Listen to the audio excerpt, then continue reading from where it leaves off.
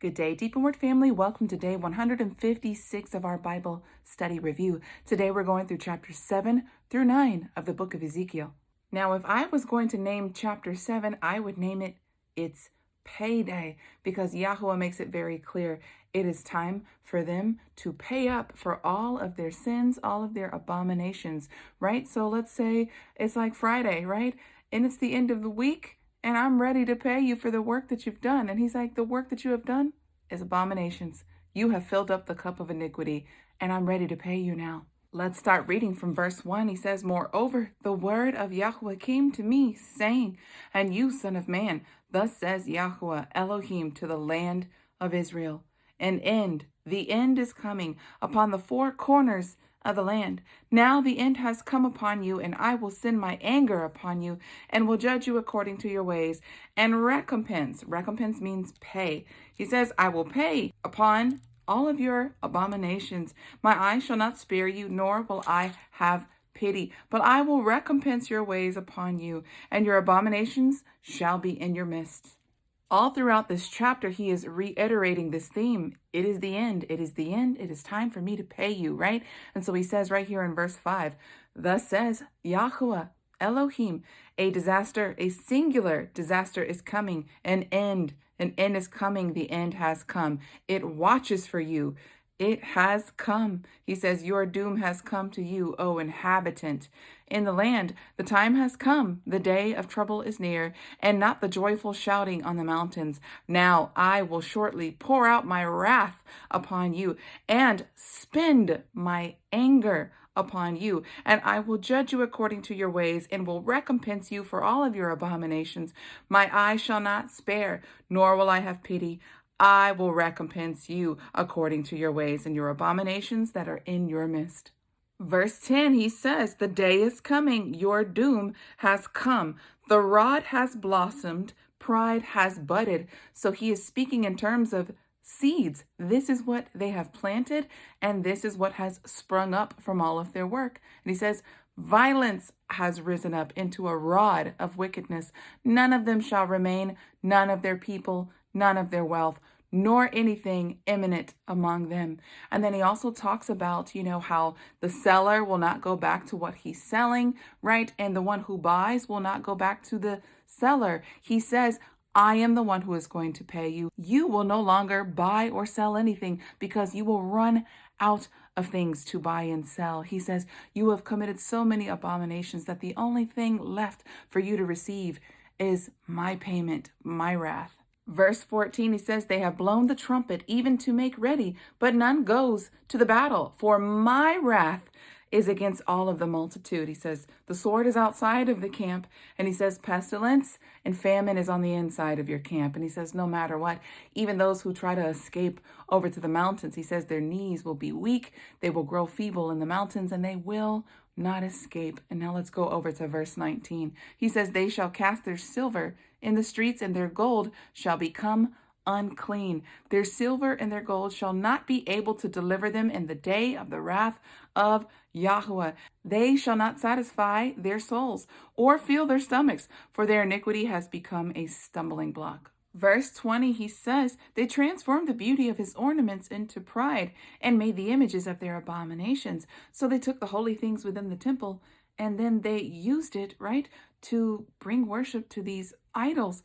And he says, and they're detestable things with it, therefore I will make it an unclean thing to them. I will give it into the hands of strangers as plunder, and to the wicked of the earth for destruction, and they shall pollute it. And we know that Nebuchadnezzar, all of his people, they take all of the holy things within the temple, and they take it and they put it into their unholy temples, and then they use it for their parties and things of that nature. And he says, since you don't know how to properly, keep holy things holy, he goes, I'm going to allow you to see these holy things inside of someone else's temple.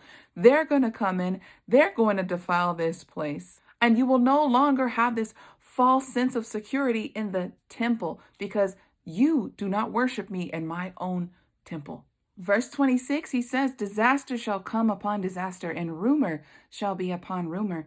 They shall seek the vision of a prophet, but the law shall perish from the priest, and counsel from the elders. The king shall mourn, and the priest shall be clothed in despair, and the hands of the people and the land shall tremble. Now, what is he doing? He is showing that those who are in high positions, right? The priests, those who are the prophets, the kings, those who are the leaders, that is one of the judgments of Yah, is to make their counsel stupid. He says, I will remove the wisdom of my law from them, and I will make your counsel stupid. Therefore, the people will be stupid. Now we walk into chapter 8, and chapter 8 is about the abominations that are done in the temple, let alone the abominations done on the mountains and on the high hills. This is the sacred place of Yah, and they're bringing all of their detestable things inside. And so we're going to see that Yah is going to supernaturally take Ezekiel in the spirit to see these things. Meanwhile, Ezekiel is in Babylon, but Yah is going to take him in the spirit to be able to see what they're doing back in Jerusalem. So let's start reading from verse 1. It says, in the 6th year, in the 6th month, on the 5th day of the month, as I sat in my house, and the elders of Judah sat before me, the hand of Yahuwah Elohim fell upon me there. Then I looked, and there was the likeness of an appearance of a man.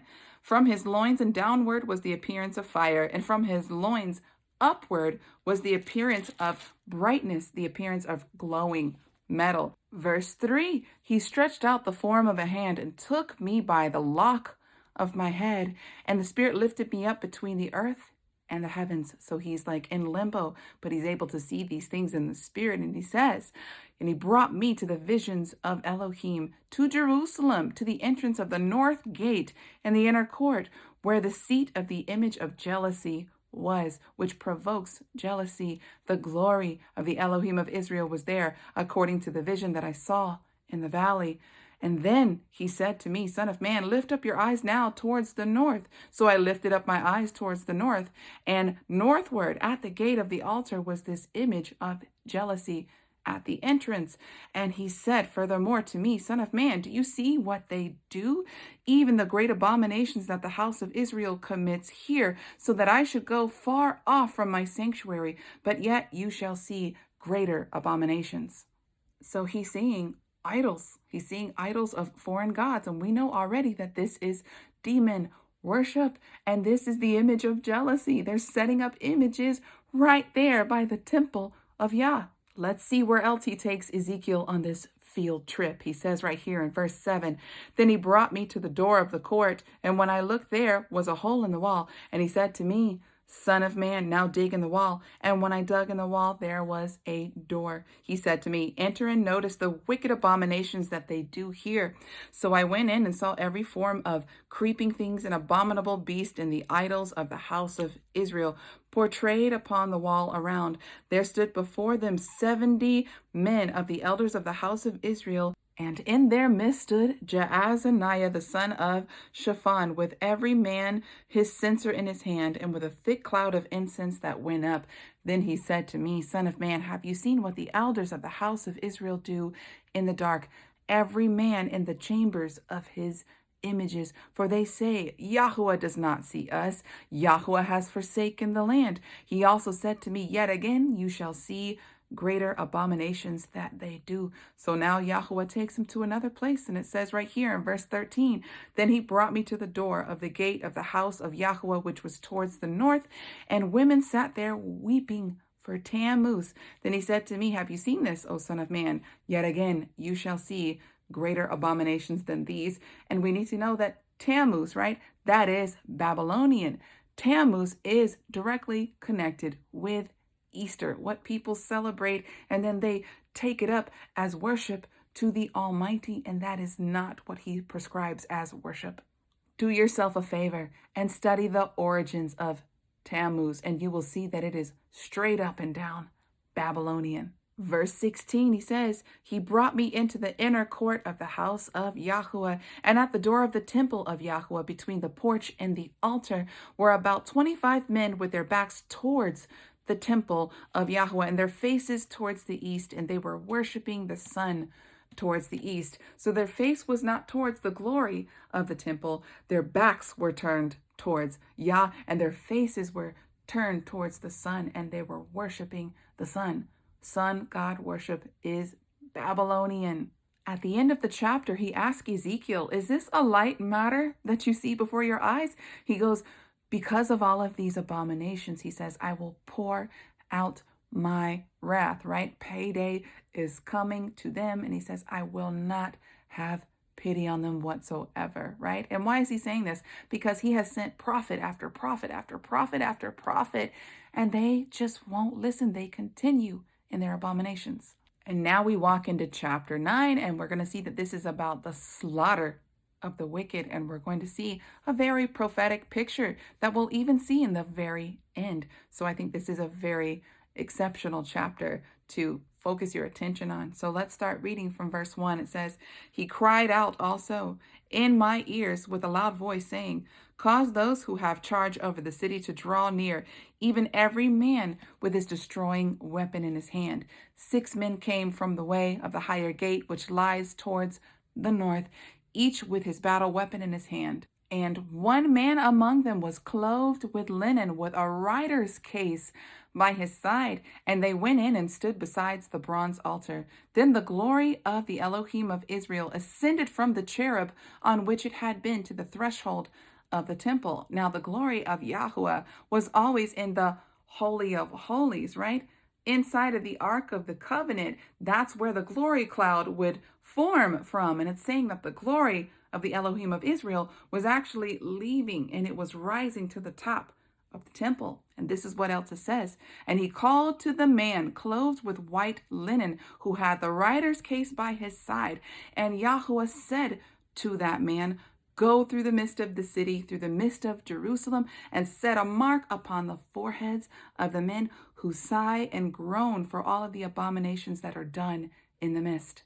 This is the part we need to pay attention to, because we're going to see a picture of this in the end as well, with the 144,000 being sealed on their forehead. This is a picture of that. So this is of the faithful ones who are remaining true to Yah, who have not bowed their knee to idol worship. And he's telling this angelic being with this case by his side, right? This is an angelic being who is settling this case for Yah, and he is not going to destroy the righteous with the wicked. And so he's telling this angelic being to set a mark upon the foreheads of the righteous ones who hate what they see, that they hate the abominations that are being done in Jerusalem. Now let's continue reading in verse 5. It says, go to the others, he said in my hearing. Go after him through the city and strike. Do not let your eye spare nor have pity. Utterly slay the old and the young, both maidens and little children and women. Do not touch any man on whom is the mark. So he's saying destroy everyone else. Everything else gets destroyed. But the righteous ones, you don't touch them. You leave them be.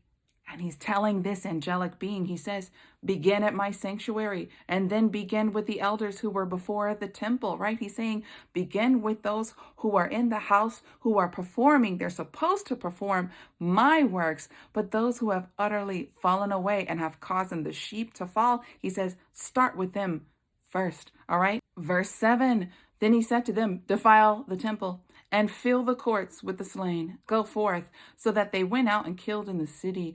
While they were killing, I was left alone, and I fell on my face and cried out, O Adon, Yahweh, will you destroy all of the rest of Israel by your pouring out of your wrath upon Jerusalem? And this is Yah's response to Ezekiel. Then he said to me, the iniquity of the house of Israel and Judah is exceedingly great, and the land is full of blood, and the city is full of perverseness. For they say, Yahweh has forsaken the land, and Yahweh does not see. But as for me, my eye shall not spare, nor will I have pity, but I will recompense their way upon their own heads. He's saying, I will pay them. Payday is here.